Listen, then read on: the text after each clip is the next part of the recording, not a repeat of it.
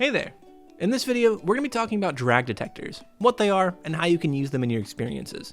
I'm Duck Sariello, this is my co-host Too Many Overalls, and to help us learn about drag detectors, we have Prince Tybalt on the line, the principal engineer who created it.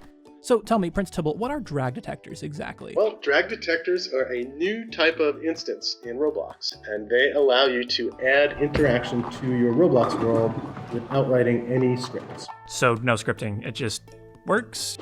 Yes, so before drag detectors, if you entered a world and you wanted to move something, you just have to run into it and bump into it, but you didn't really have any control on where it went or how it went there. Drag detectors will work actually in Roblox Studio as well as in games. That's awesome. With our studio being really physics-centric, this just allows you to do it. I'm a creator who doesn't have a whole lot of experience with scripting. I tend to focus more on the 3D modeling side of things. Can you tell me a little bit about how drag detectors would benefit me?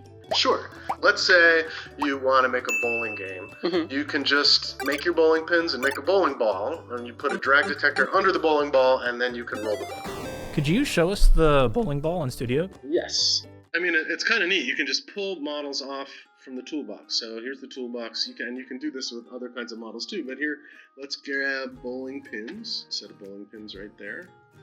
And now let's grab a bowling ball. And let's take this pretty blue one. Now, one thing you want to check, since we want to roll it and have it work well, is check whether that's anchored or not. This one is anchored, so I'm going to unanchor it. And then all you got to do is add a drag detector below it and hit play. Here's the bowling ball, and I can just grab it, roll it around, see it's kind of rolling with physics. That's so cool. And there they go. Nice. Wow! That's sick. So it's really fun. You can just grab models from the toolbox. This desk has drawers, and each drawer has a drag detector under it. Remember I said drag detectors work in Studio as well as in game? Well, we don't even have to hit play to look at these, because if I turn off all of the dragger tools, events fall through to drag detectors. And so I can see that I can push Moreover, you see how it's stopping? Yeah. At the two extremes? Well, a drag detector lets you set minimum and maximum translations. If I pick this desk and rotate it, the drawers still pull in the correct direction. Okay, so I know I already talked about how I personally need to grow in scripting, but let's talk about who are scripters. What can they do with this technology? With scripts, you can make things that respond to all the motion that we've been doing. So, for example, over here we've got a slider.